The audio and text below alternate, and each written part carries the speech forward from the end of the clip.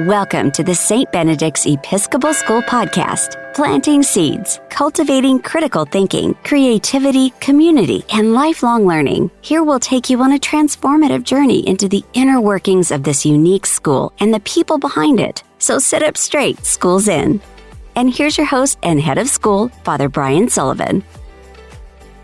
Hello again, everyone. Welcome back to part 2 of our 8-part series of Planting Seeds podcast, created here at St. Benedict's Episcopal School. I'm Father Brian Sullivan, your host and head of school, and today we will continue our conversation with some of our esteemed alumni, Catherine Szymanski, who is currently enrolled at Georgia Tech, Matt Fierro, also known as Matthew Fierro at Auburn, and Ryan Fierro at Embry-Riddle Aeronautical University.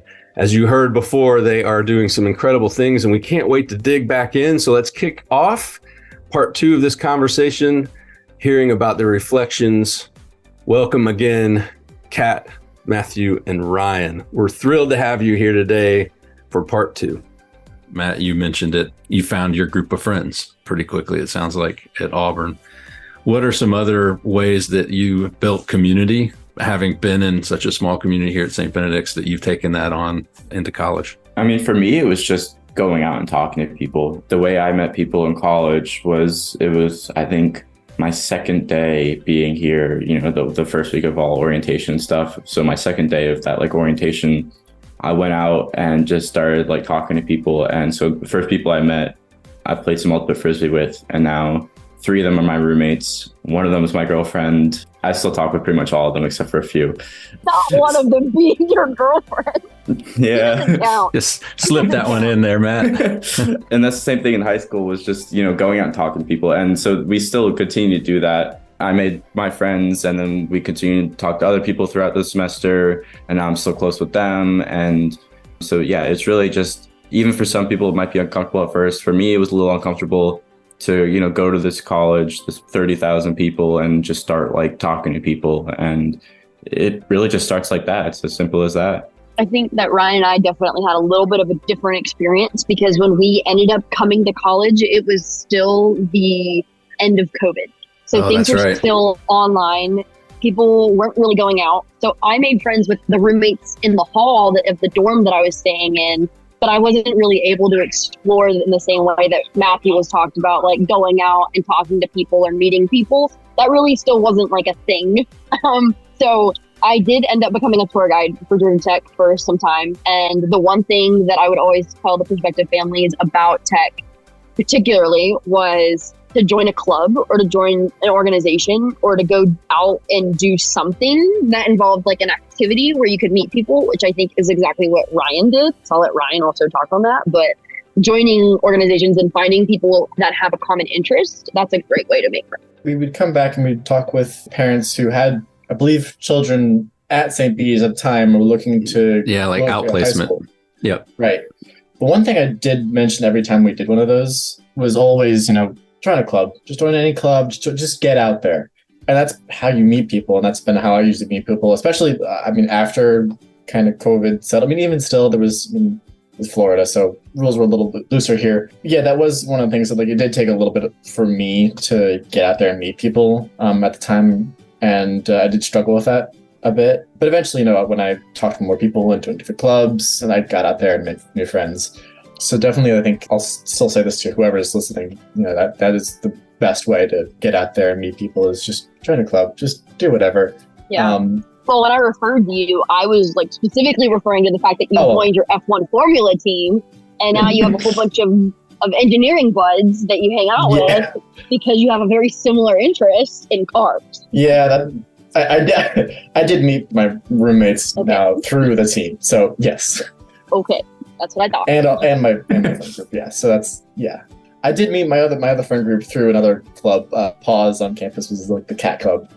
I haven't joined that in a while, but yeah. So speaking of your outplacement and coming back and talking to students who are getting ready to go to the next phase of their careers from 8th grade to high school, if you can remember back before Thanksgiving where you all were in 8th grade, you were probably just doing your first draft of your essays for school, and you had started looking at different schools, both independent schools like Holy Innocents where you ended up, but I think you also toured some of the magnet schools in Cobb County. Thinking about where you were at that time, sort of anxious about the next step, and now you're where you are. There's a group of eighth graders listening to this podcast. What would you tell them? Yeah, I'll be honest. I can't speak too much about the application process because when I applied to Holy Innocents, Ryan was already there. So that was basically where I was going. And it was like they had like something with siblings. So it was pretty much that was basically where I was going. So I don't want to speak on too much about that. Yeah, well, you're no slouch as an academic, so give yourself some credit. Yeah. I mean, definitely like working, we talked about with Miss Filia, like I worked with Miss Filia a lot with like some of the standardized testing and stuff like that. And like writing essays, I worked with her a lot. So definitely like going back to that of talking with teachers and being close with teachers, talk with your teachers and like especially your English teachers with essays, go over that, like write one with that. And it'll definitely help you a lot. Getting that like exposure will definitely help you. For me personally, I think that what made me choose Holy Innocents was I went and I toured and I felt like it was something that I was familiar with. I'll be honest. It felt very similar to St. Bede's. Just kind of felt like an extension, which I was comfortable doing. It really did. So there are obviously differences. And I do think of both of them as very different schools. But when I was touring other schools, like I looked at Campbell, I looked at Marist, I looked at a whole bunch of other schools. I think Walker might have been one of them. And what I did that made me understand my choice was shadowing. And it was going and visiting and seeing what they had to offer and seeing how I felt in that school. And also that's the same way I did with colleges too. I went to colleges, I toured. I think Ryan and I, we did like 8 colleges in a weekend, one weekend, all up in the North Carolina region. But we went and we looked and we walked on campus and we saw how it was. We got some information and it was really about how we felt being on those campuses. For me, that really made my decision because all of the schools that I was, they're all going to be, good academic. They're all going to have extracurriculars. They're all going to have, X, Y, and Z. But the one thing that they're not going to have is that feeling that you get, like that gut feeling, which is for me was the most important part. So my advice would just be go out and look and try to get a little bit of an experience from each of those communities before you make your decisions. I did mention briefly, it was scary going from a school I'd spent most of my life at to now, I have to leave. Oh, right. And so that was a little, scary. But, getting out there and making friends isn't all it has to, it's not the scariest thing. At St. Bede's, we had our kind of friends laid out for us. It was a lot smaller than we were just, it was a small community. So it was different going from that small, tight community to something that's still fairly small in the grand scheme of things, but it's not as clear cut. So having that opportunity to just again go to clubs and meet people, throw darts at the board and see. But and then on to college. While it was again scary, leaving again, like oh no, that might just be me personally. But eventually, building that up and having that is there. That's nice. Were the experiences pretty similar? I mean, a lot of parents get scared around 5th grade that they need to get their kid into a school for high school. And they don't realize that 8th grade experience actually has an impact, which most adults just went through school. And then they got to the end of high school and it was the first time they had to choose. Was that helpful for you all going into college, or was it some of the same? So that process going from 8th grade and having to do essays, taking tests and everything, finding the right school, how did that help you as you looked at colleges? Well, on the terms of like 6th grade, I don't think by any means that you need to leave and find a school that has, the rest of your life already there for the next, how many years? 6 more years, something like that. 6 or 7. Yep. So, I mean, I thought it was valuable having that experience and having to overcome that hurdle because it only led me to another hurdle again at college. Like there's always going to be change, and I didn't feel underprepared in any sense, if that makes sense. It was funny though, when we were applying to colleges, there was that conversation of the people that had joined from like middle school, from like the start of high school, versus the people that have been there for years and years. There was a conversation of like, oh yeah, we've done this application, writing essays, applying to different schools, whereas they've always just been there, which is kind of funny. I didn't think much of it, honestly. I was just, yeah, this is something we need to do. I guess the rest of them as well, that was their whole idea. This is like, college is everything, and I guess, SEC South. So well, I think a lot of people did have that mindset as well, but I don't know. SEC South. Yeah, that's you. Yeah, you're the only SEC school in myself. Mm-hmm. Although Georgia Tech was SEC at one time until they went ACC. So. Yeah. Probably for the best for them. They would have gotten smoked in football. I was going to say it might be because we suck at football, and most other. Hey! So, there will be alumni, Georgia Tech alumni, listening to this who are ready to come back. It's just, and you know what? I'm thrilled for Coach Key and all that he has to offer, and I think next year might be our year. But we're working on it. But we still suck. We are probably going to get smoked by Alabama in 2 weeks, so don't worry. Considering the recent, yeah. And we smoked Arkansas, though. So go Dogs. That's all I got to say. So our favorite memory. Do you all have a collective favorite memory or separate favorite memories of... I think they brought it up already. No, I have a different favorite memory that I thought about. I mean, I wasn't really there for that. I mean, I remember seeing outside the window, but I wasn't... Well, tell it, Ryan, so that all of our listeners are on the same page. So we can all blame you. That's right, that's the whole idea. I can also think of one, too, because I honestly need to think of one. Yeah, I won't call this a favorite memory. This is certainly one of the most memorable, and it was just by accident. Sure. Yeah, I know. We did, like, all three of us thought of this immediately when we got onto this call. But yeah, I mean, I think it was first day of sixth grade. We had recess. Everyone, like all the kids started, going throwing the football out there, and I was just walking out, and it was on the new. It was not at the time new building. And, brand new, big field, all that fun stuff, newly laid sod. And I walk up and there's a pipe sticking out of the ground. And I walk up to the pipe. And me being curious, being the engineer that you are, yeah. And wanting to know what the pipe does. Yeah, curiosity definitely killed the cat there. I went up and wiggled the pipe that was sticking out of the ground. And it must have been really loose. I mean, it was going to come out at some point. It was just me that pushed it at the edge. Something broke underneath, and that freshly laid sod started to bubble up filled with water. And it looked like it was a big bubble. And everyone around me was asking, like, "What'd you do? What'd you do?" I'm like, I don't know. Before the pipe just fell aside and just started squirting out. And I look over, I see a teacher left walking over. I'm like, "Oh no, what have I done?" So eventually, it gets about like 5 feet high, maybe that little spout. And so we all, go inside because great. Now I stand up. There's water all over the field. A few minutes, when we come back inside. A few minutes later, I look out the window. There's like a 30-foot geyser. 30-foot geyser on the field where the pipe once stood. And who was it at the? Who was the principal at the time? Probably was that Rick Betts. Yeah, Mr. Betts, right? Yeah. So I'm standing, just looking at it. I'm just like, I'm so sorry. I remember when your mom came to come pick you up, and she was so upset. Well, I hopped in the car. She brought up, "So I heard you had a fun day today," and I just burst into tears. I was like, "I'm sorry, I didn't know that." Yeah. So we always say that St. Benedict's is a safe place to fail. I'm sure you learned your lesson about wiggling pipes. You learned how water pressure works at that point in time. That's true, I did, yeah. What other memories?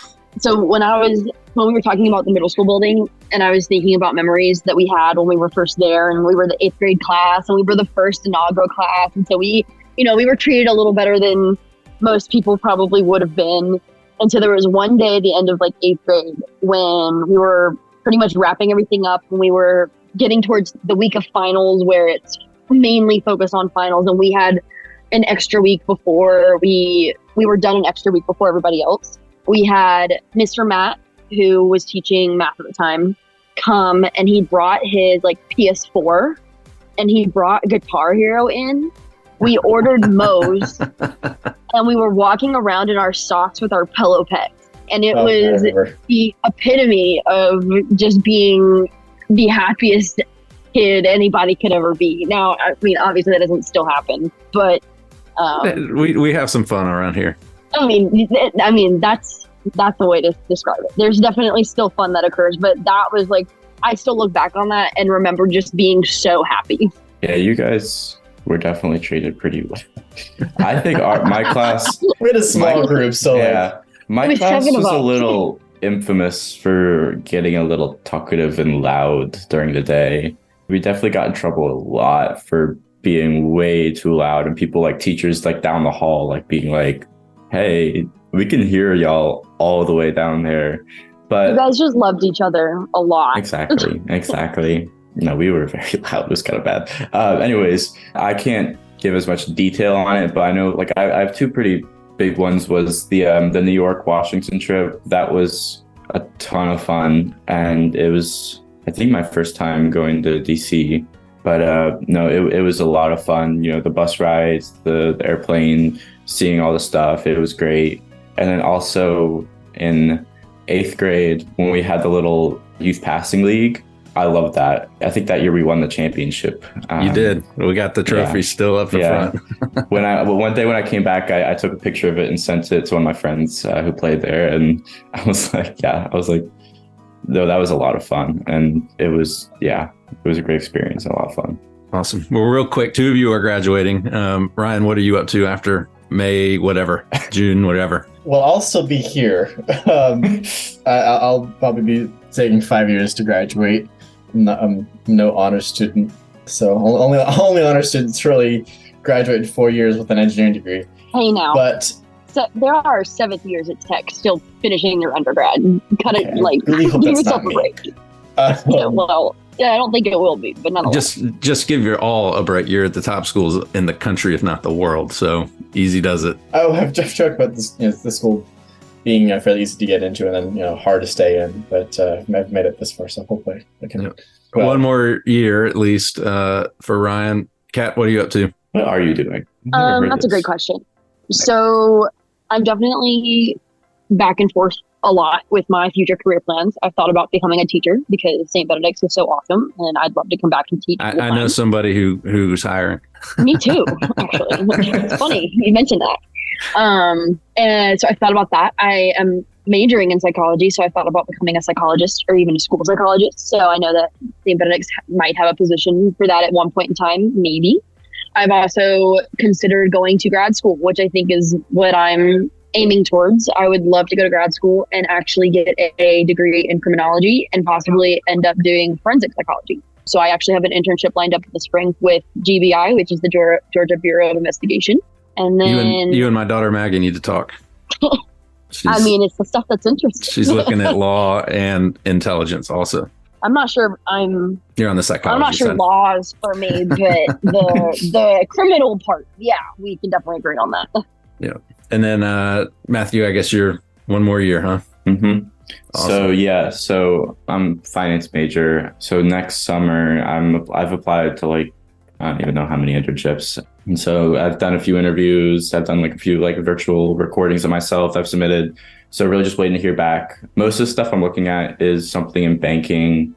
I had an internship this past summer at a private equity firm, and they said that because it's a small one and they're not looking to take people after college, which is what most internships do in the finance world. So they said, if I don't find anything next summer, they'll happily take me back. But they said, we want you to find something elsewhere that you can go into after college. So that's kind of my plan right now. I'm hopefully going to graduate in 2025. But yeah, that's what I'm looking at for my future. Awesome. Well, thank you guys, Kat, Matthew, and Ryan. Yeah, I'm speaking collectively for St. Benedict's School. We are so incredibly proud of what you all are doing and what you've become. Just really glad that the experiences you've had here have led you along this path. And to our listeners, especially all the other esteemed alumni who couldn't jump on this or walk by Kat's room like Abby did. Thank you, Catherine, Matthew, and Ryan, for sharing your inspiring journey and insights with us for part 2 today of your stories as they witness everything that you've been through here and impacted our school, St. Benedict's Episcopal School. To our listeners, And again, especially to our esteemed alumni, we hope this conversation has brought you back fond memories and reinforced the bonds that connect us. We hope this conversation has brought back fond memories and reinforced the bonds that connect us. So as we approach our 15th anniversary of St. Benedict's Episcopal School, we encourage all alumni to stay connected. You can do that by visiting our website, stbs.org/alumni, to update your information, ensuring you stay informed about upcoming events, reunions, and other exciting news from St. Benedict's community. Remember, you are an integral part of the St. Benedict story, and we look forward to celebrating this significant milestone together. Thank you for being a vital thread in the rich tapestry of our school's history. Until next time, this is Father Brian Sullivan signing off from Planting Seeds, wishing you continued success and growth in all your endeavors. Thank you for all those listening and getting to know how we are growing our community. And as always, keep spreading kindness, compassion, and love. Thanks for listening to Planting Seeds, Cultivating Critical Thinking, Creativity, Community, and Lifelong Learning with your host, Father Brian Sullivan. To find out more about St. Benedict's Episcopal School, visit stbs.org. This podcast is a production of BG Ad Group. All rights reserved.